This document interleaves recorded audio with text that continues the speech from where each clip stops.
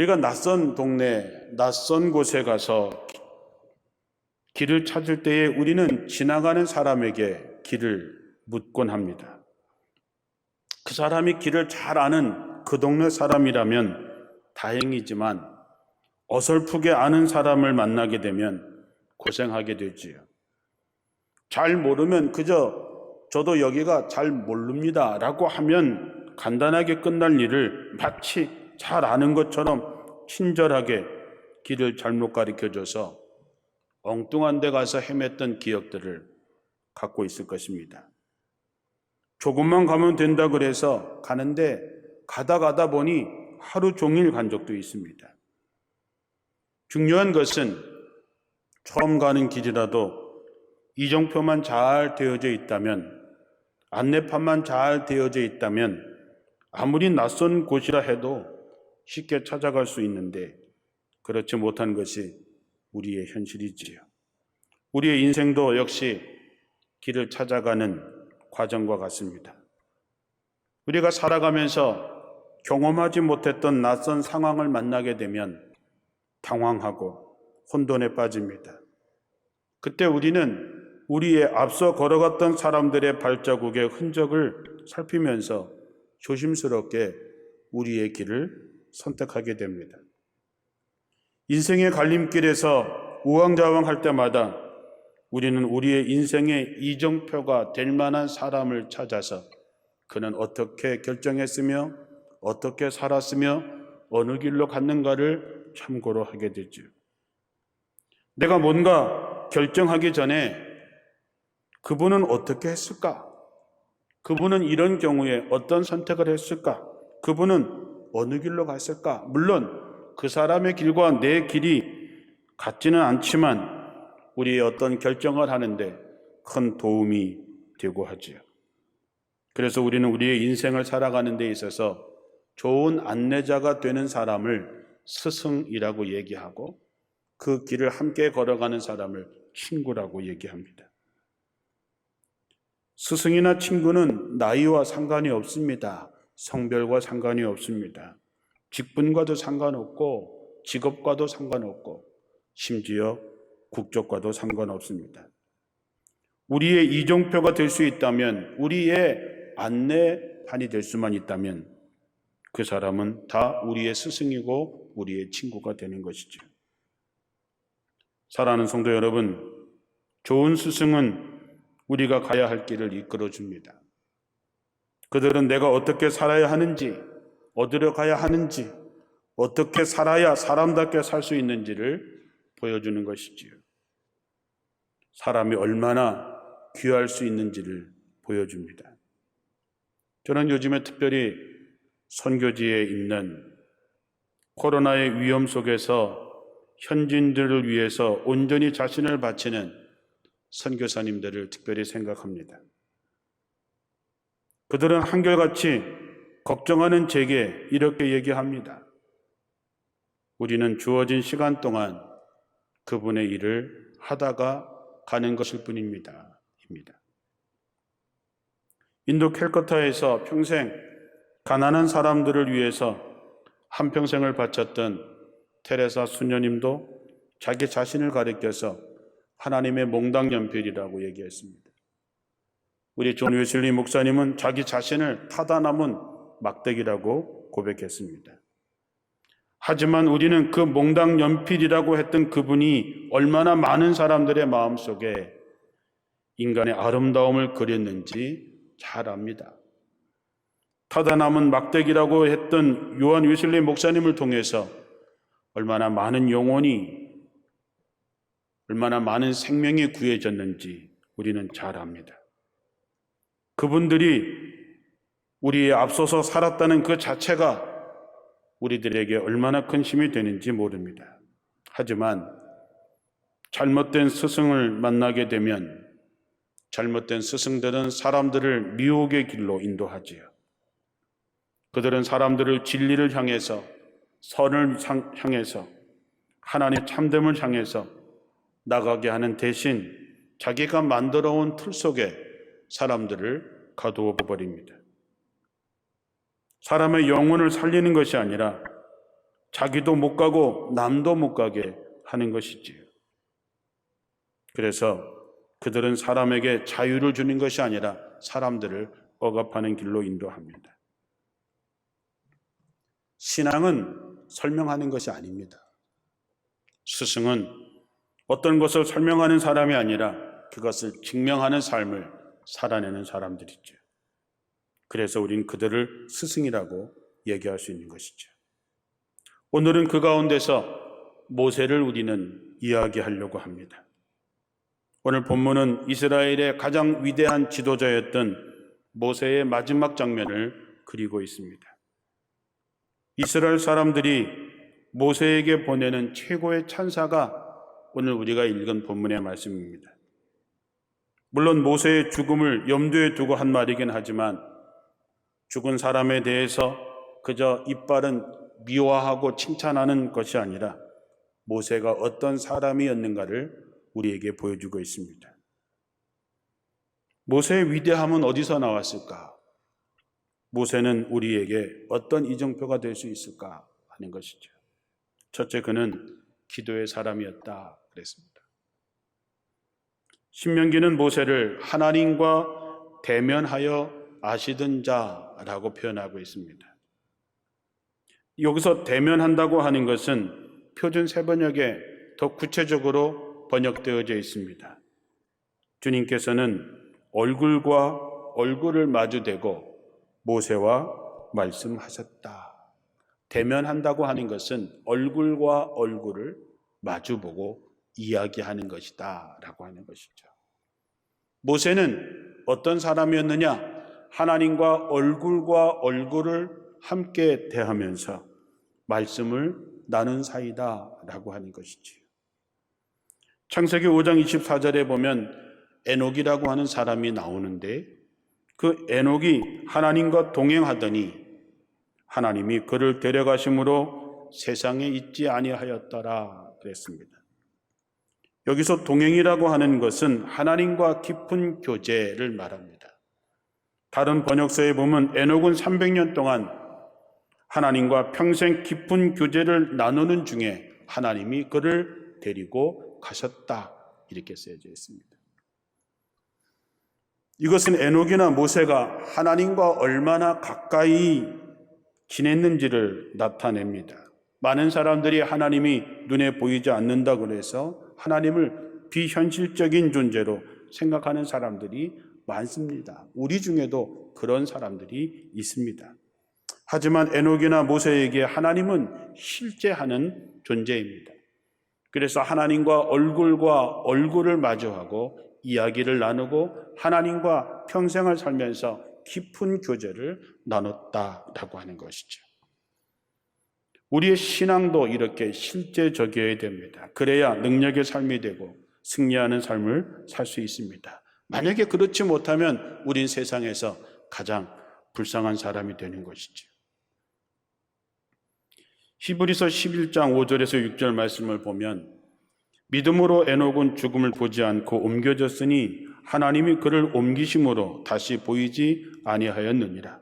그는 옮겨지기 전에 하나님을 기쁘시게 하는 자라 하는 증거를 받았다 그랬습니다.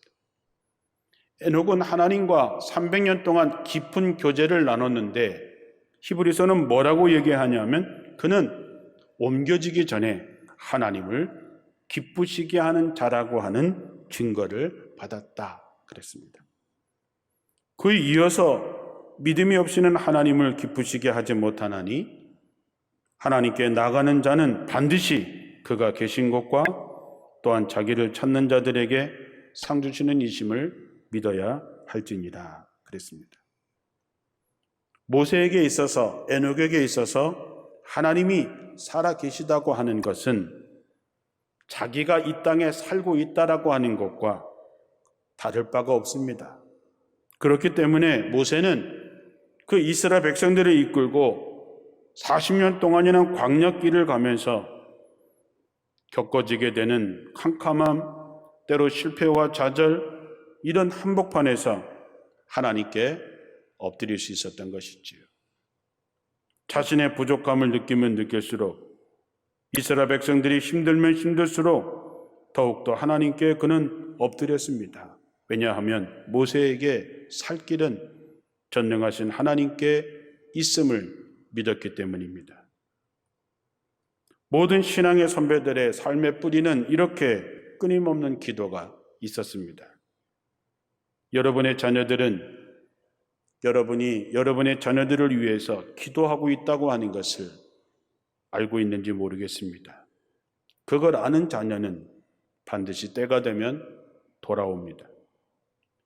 두 번째, 모세는 하나님의 뜻에 순종했던 사람이었습니다. 순종은 믿음이 있는 사람만이 하는 것입니다.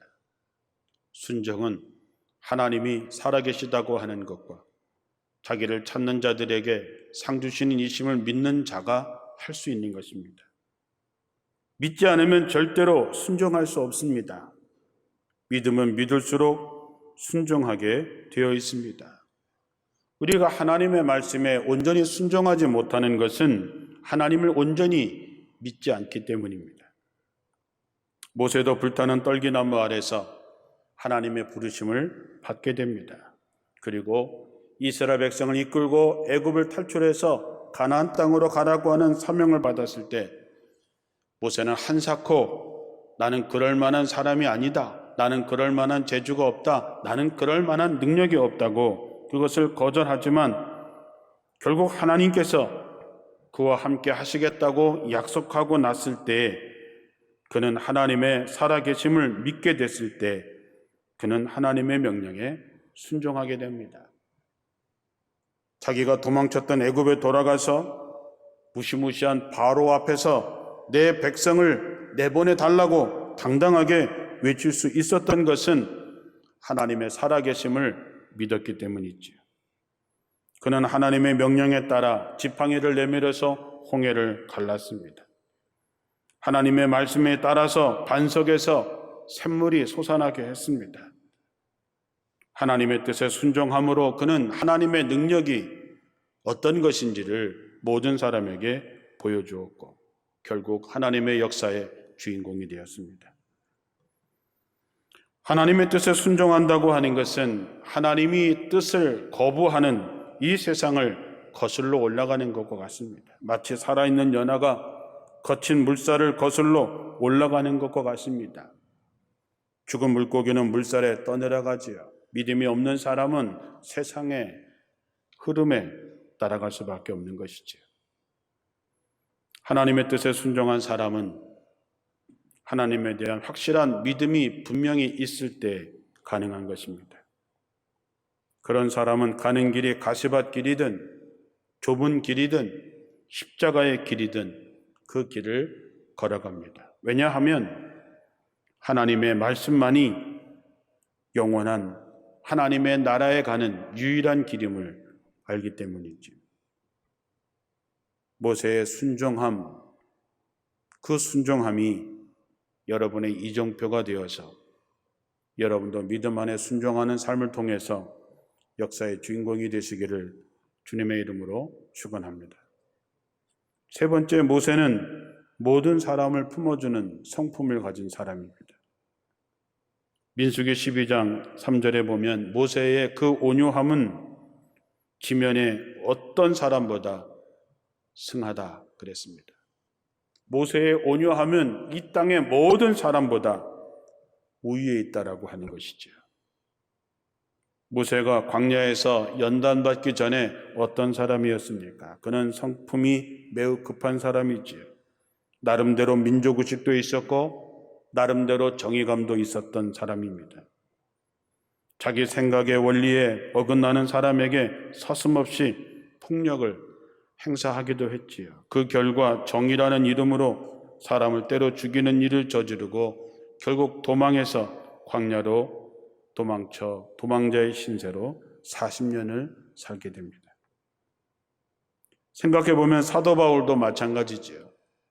그는 당시에 최고라고 하는 조건을 다 갖고 태어난, 어쩌면 요즘 말로 금수저를 입에 물고 태어난 사람이었습니다. 그는 최고의 학문을 한 엘리트 중에 엘리트였고 하나님에 대한 열심히 남달랐던 사람입니다. 그러나 그때 그가 한 것이 뭡니까? 예수 믿는 사람들을 잡아 가두고 죽이는 일이었습니다. 오죽했으면 다메섹으로 가는 길에서 예수님을 만나고 그때 예수님께서 바울에게 그렇게 말씀하셨습니다. 왜 나를 박해하느냐라고 물으실 정도였습니다. 인간이라고 하는 것이 결국 그 정도 되는 것이지요. 자기만 모를 뿐이지요. 그러나 모세는 광야 생활을 거치면서 온유한 사람으로 변했습니다. 냉철하고 강직한 사람이 아니라 따뜻하고 부드러운 사람이 되었다는 것이지요. 생명은 따뜻한 데서 탄생이 됩니다. 부드러운 데서 자라는 것이지요. 우리가 어머니의 품을 한번 생각해 보십시오. 무릇 살아있는 것은 부드럽습니다. 온유함이야말로 생명의 모태입니다. 예수님께서도 나는 온유하다라고 말씀하셨지요. 예수님은 힘과 법에 앞세운 삼엄한 권력 앞에서 다만 사랑과 용서라고 하는 부드러운 무기로만 응수하셨습니다. 힘은 부드러움을 이길 수 없습니다. 온유함은 사랑의 표현이고 사랑은 생명입니다. 요즘 사람들은 분노로 가득 차 있습니다. 증오로 가득 차 있습니다. 이런 세상에 모세가 가졌던 온유한 마음, 예수님이 가졌던 그 온유함으로 여러분의 마음을 채워서 이 세상을 살리는 여러분들이 되시기를 주님의 이름으로 축원합니다. 마지막으로 모세는 변변한 무덤조차 남기지 않았습니다. 저는 개인적으로 서부 영화를 참 좋아합니다. 악당을 물리치는 존 웨인이나 클린트 이스트우드, 게리 쿠퍼 이런 사람들을 좋아하죠. 그런데 서부 영화를 보면서 가장 멋있는 장면은 언제냐? 악당을 물리칠 때가 아니라 악당을 물리치고 난 다음에 자기를 붙잡고 있는 사람들을 뒤로 하고 거칠은 광야로 홀로 말을 타고 미련 없이 떠나는 장면입니다. 예전에는 그 사랑하는 사람에게 남지, 그냥 그 마을에 남으면 잘 살 텐데 왜 굳이 또 황야로 나갈까 했지만 보면 볼수록 마지막에 모든 걸 뒤로 하고 떠나는 그의 모습이 참 멋있기도 하고 아름다운 것 같습니다. 서부 영화에서 마지막에 안 떠나는 것이 오히려 이상한 것이죠. 나도 때가 되면 저렇게 멋지게 떠나야지 라고 하는 마음을 갖습니다. 그게 쉬운 일은 아니겠지만 그렇게 마무리하고 싶습니다. 여기 모세의 마지막 장면, 모세처럼 가장 위대한 지도자의 삶을 마친 모세의 무덤이 어디 있는지 모른다는 것입니다. 모세가 죽었을 때 30일 동안 거의 국장급의 장례를 치렀으면 그의 무덤이 어디 있는지 알만도 할 텐데, 그런데 모세의 무덤이 어디에 있는지 알 수 없습니다. 만약에 모세의 무덤이 어디 있다고 했다면 거기에 수십 개의 교회가 세워지고 중요한 성지순례 코스가 되었을 텐데 모세의 무덤은 어디 있는지 아무도 모릅니다. 다시 말하면 모세는 철저하게 자기 자신을 지우면서 살았던 사람입니다. 우리 인생은 하나님이 여기까지 하면 여기까지입니다. 많은 사람들은 어떻게 하든 자기가 죽지 않았다는 것을 보여주려고 살아서도 죽어서도 발버둥 치고 있습니다. 그런 사람들에게는 악취가 나지요. 하지만 쉼없이 자기 자신을 지워가는 이에게 향기가 납니다. 모세는 무덤조차 어디 있는지 알 수 없지만 그러나 이스라엘 사람들의 마음속 깊은 곳에 그는 영원한 지도자로 남아 있습니다. 이러한 모세의 삶은 이스라엘뿐만 아니라 우리들에게도 삶의 이정표로 남습니다. 어려운 코로나의 시대를 살아가는 우리들에게 모세는 본보기로 이정표로 남습니다. 자, 이제 우리 자신을 돌아봅니다. 모세가 어려운 광야를 건너가는 사람으로서 어떻게 살았는지, 어떻게 기도하는 사람이었는지, 어떤 사람이었는지 우리에게 보여줬듯이 이제 우리는 세상 사람들에게 어떤 모습을 보여줘야 될까?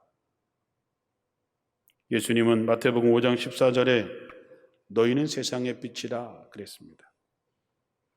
이 말씀은 이 어두운 세상의 빛으로서 사람들에게 생명의 길을 인도하는 이정표가 되라고 하는 뜻이겠지요. 언제 어디서나 그리스도인이라고 하는 것은 우리가 언제 어디서나 우리는 빛을 발해야 되는 것이죠. 꺼진 등대가 무슨 의미가 있겠습니까? 그래서 우리는 언제 어디서나 나는 빛이다라는 생각을 하면서 살아야 합니다. 여러분은 자기 자신이 빛이라고 생각하십니까? 빛을 발하며 살고 계십니까? 혹시 빛은커녕 자신은 어둠이라고 생각하는 사람은 혹시 없습니까?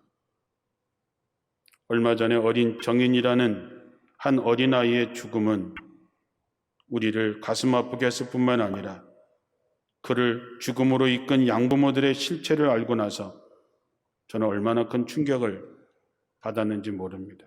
어찌 그리스도인이라고 하는 사람이 그럴 수 있을까? 기가 막혀서 말이 안 나옵니다. 세상의 빛으로 살아야 되는 우리가 세상에 어둡게 만드는 사람이 되다니 이게 말이나 되는 얘기냐 하는 것이죠. 예수님은 우리의 이정표이십니다. 에베소서 5장 8절에 너희가 전에는 어둠이더니 이제는 주 안에서 빛이라 라고 말씀합니다. 우리가 비친 것은 내가 빛을 발하기 때문이 아니라 빛이신 예수님이 우리 안에 거하실 때 우리는 빛을 발하게 되어 있는 것이죠. 사랑하는 성도 여러분, 우리는 모세뿐만 아니라 우리는 예수님이 우리의 이정표가 되셔서 우리는 예수님에 따라서 빛을 발하며 세상의 이정표가 되어야 됩니다. 그런데 우리가 살다 보면 우리가 원하는 것은 아니지만 우리 자신도 모르게 그 길에서 벗어나서 엉뚱한 길을 헤맬 때가 많이 있습니다. 신앙생활 하면서 이게 아닌데 하면서도 우리는 엉뚱한 길에서 돌아서지 못하고 우왕좌왕할 때가 많이 있습니다. 삶은 우리에게 계속해서 경고를 보냅니다. 경로를 이탈했다고 얘기합니다.